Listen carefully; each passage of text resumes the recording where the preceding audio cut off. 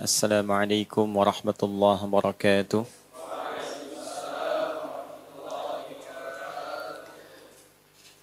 Kita mengawali perjumpaan kita di siang hari ini dengan bersyukur dan memuji Allah Subhanahu wa taala. Alhamdulillah atas nikmat Allah yang sempurna sampai detik ini kita kembali diberikan kesempatan untuk beraktivitas. Dan kita bersyukur pada Allah bahwa aktivitas yang kita jalani dipandu oleh iman yang Allah tanamkan dalam jiwa kita. Sehingga dengan kehadiran iman itu, seluruh aktivitas kita dipandu untuk bisa digunakan secara baik. Dan kebaikan yang didukung, disupport oleh iman itu, seperti yang sering saya sampaikan, itu yang disebut dengan amal saleh. Jadi amal bisa saleh kalau ada iman. Kalau amal itu dilihat baik, tapi tidak didorong oleh iman, itu tidak disebut saleh. Amal saja namanya. Misal begini, ada kasus di era Nabi Sallallahu Alaihi Wasallam, ada orang baik, dia suka melakukan bantuan sosial. Suka bantu orang. Lalu dikonsultasikan oleh Sayyidah Aisyah radhiyallahu taala anha kepada Nabi sallallahu alaihi wasallam. Kama qalat, ya, si fulan ini ya Rasulullah orang baik secara sosial. Tapi dia belum beriman. Jadi kebaikannya tidak didorong karena imannya. Apa statusnya?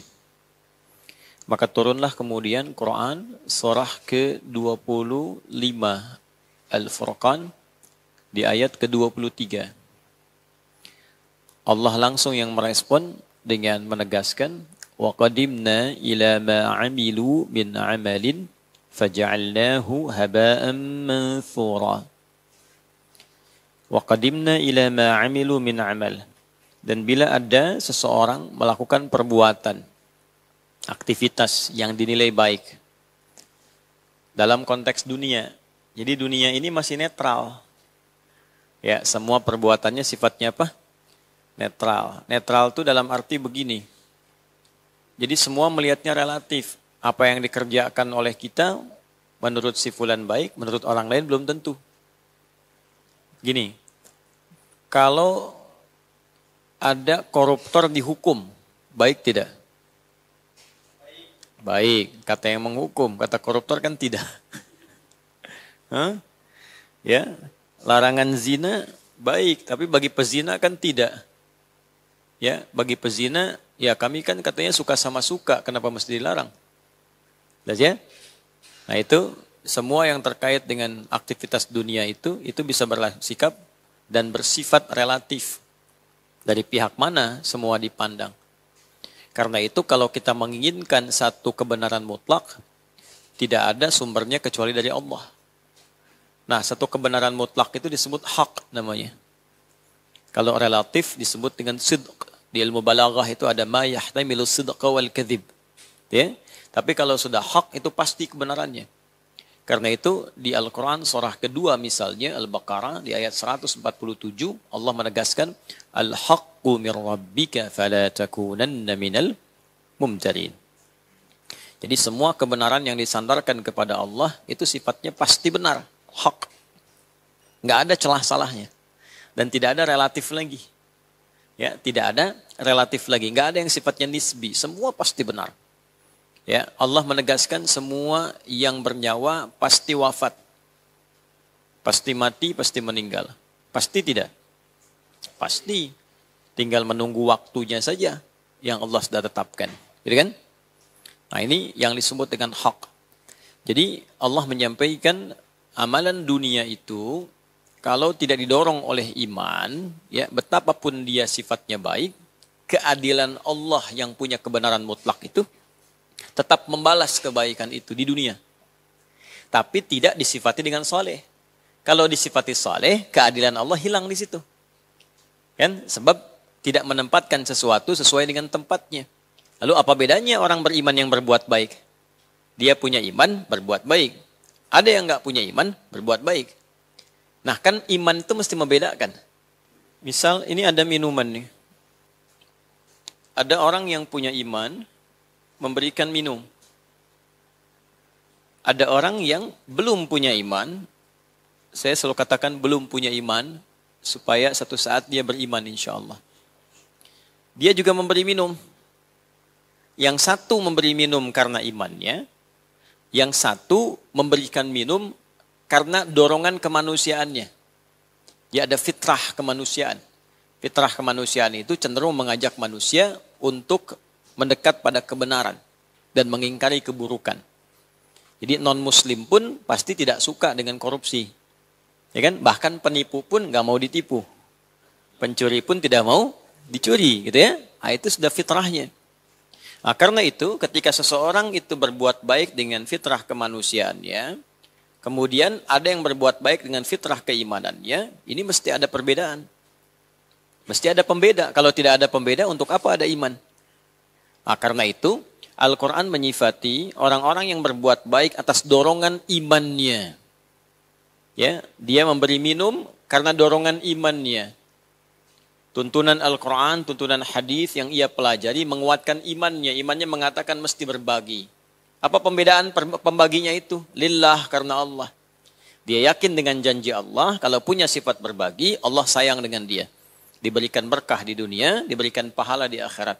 Nah, perbuatan baik yang didorong oleh iman itu disebut amal saleh. Bila tidak didorong dengan iman, maka namanya amal saja. Jadi istilah duniawi, amal saja sudah. Netral sifatnya. Tapi keadilan Allah menjadikan yang netral pun ini dibalas. Dibalas. Kalau tidak dibalas tidak adil kan? Ya, yang baik dibalas, yang salah dibalas, yang soleh dibalas. Jadi ada soleh, ada baik, ada salah. Ya, soleh itu baiknya karena iman. Baik itu baik biasa saja. Ya, salah itu melanggar kebaikan. Ketika salah berpotensi dihukum. Ketika baik mesti mendapatkan balasan. Ketika saleh mendapat balasan dan ganjaran, dapat pahala. Jelas sampai sini? Baik, maka Allah sampaikan langsung wa qadimna ila ma 'amilu min amal. Salehnya enggak ada. Ya, wa qadimna dan cepat aku jawab. Ila ma 'amilu min amal, pada siapapun yang berbuat baik walaupun tanpa imannya. Jadi kalau ada orang manusia berbuat baik itu dibalas oleh Allah. Di mana? Di dunia. Nanti berlaku hukum dunia. Apa di antara hukum dunia? Misalnya kesenangan, la'ibun walahwun, permainan dan kesenangan. Ketika ada orang berbuat baik, pasti orang senang. Sudah hukum. Perhatian misalnya. Ya, orang pasti akan perhatian. Kemudian juga terbuka akses. Ya, akses terbuka, pergaulan. Pasti gampang bergaul. Orang baik itu gampang bergaul. Orang baik aksesnya terbuka. Ya, itu hukum dunia yang berlaku. Tapi Allah mesti adil.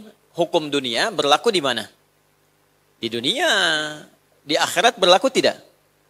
Tidak, Allah mesti adil. Akhirat pakai hukum akhirat. Dunia pakai hukum dunia. Karena hukum itu teorinya begini. Setiap berpindah tempat, maka berlaku hukum setempat. Ingat itu. Ya, setiap berpindah tempat, berlaku hukum setempat. Contoh begini. Kita sekarang di Indonesia. Uangnya pakai apa?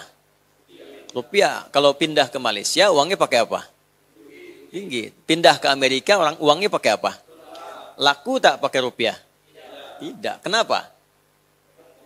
Karena berpindah tempat. Ya kan? Nah, kita mau pakai hukum Indonesia di Amerika, bisa tidak? Tidak. Komunikasinya pakai bahasa apa? Bahasa Inggris. Ya. Sama di Bekasi dengan di Goa. Ada hukum-hukum setempat yang bisa berbeda. Toilet Goa dengan toilet Bekasi berbeda. Ya, karena mungkin gratis ini bayar gitu kan. Bisa jadi demikian. Harga makanan tidak sama. Ikan sana murah, di sini mahal. Ya kan? Tapi beberapa bagian bisa berbeda. Setiap tempat punya hukum tidak sama. Jadi bisa dibayangkan di dunia saja beda tempat hukum tak sama. Sekarang keluar dari dunia pengen hukum sama, itu nggak mungkin. Ya, maka mesti ada pembeda. Di akhirat hukumnya apa? Hukum akhirat. Hukum akhirat mengatakan yang dihisab pertama kali berdasar imannya. Ya, kalau tidak ada iman tak punya nilai.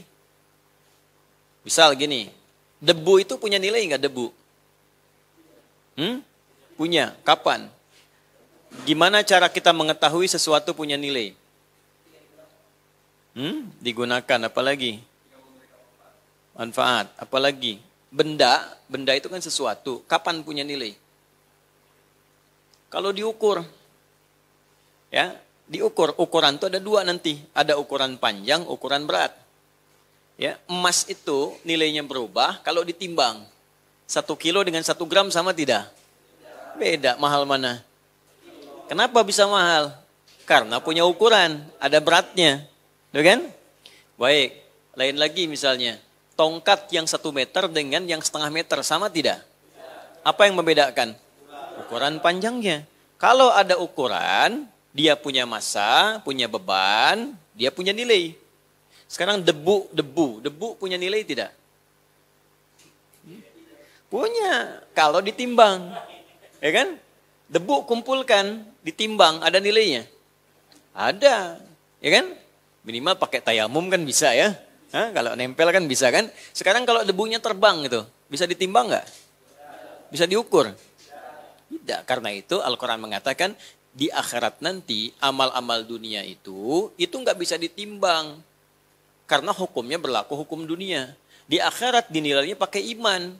Karena dia dikerjakan tidak menggunakan iman, tidak berlaku di akhirat seperti debu yang terbang. Faja'alnahu haba'an manthura. Jelas? Nah, itulah keadilan Allah.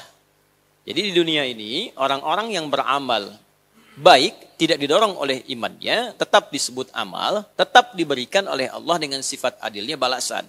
Tapi balasannya mengikuti hukum dunia, supaya Allah adil. Kalau dibalas hukum akhirat tidak adil kan? Karena tidak ada iman. Nah, kalau kemudian didorong dengan menggunakan imannya, maka berubahlah amal itu menjadi amal apa? Amal saleh.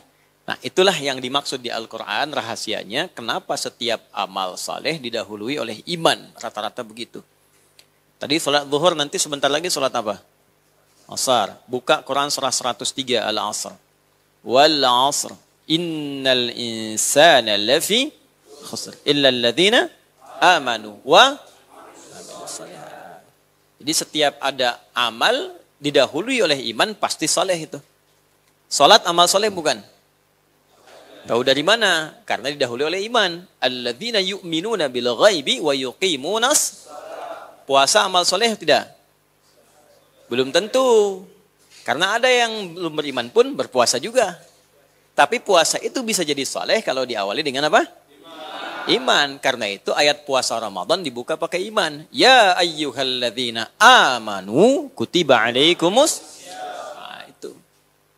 Itu yang dikumpulkan di akhirat dibalas. Nah, semua kumpulan itu ketika ditimbang dalam hisab, itu yang kemudian kita sebut dengan pahala. Semakin berat, semakin tinggi, barulah diberikan balasan di akhirat atas semua kesolehan itu. Balasan itulah yang diberikan karena rahmat Allah, berupa surga. Oleh karena itu, kata surga pertama kali disebutkan dalam Al-Quran, semua surga bentuknya jama'.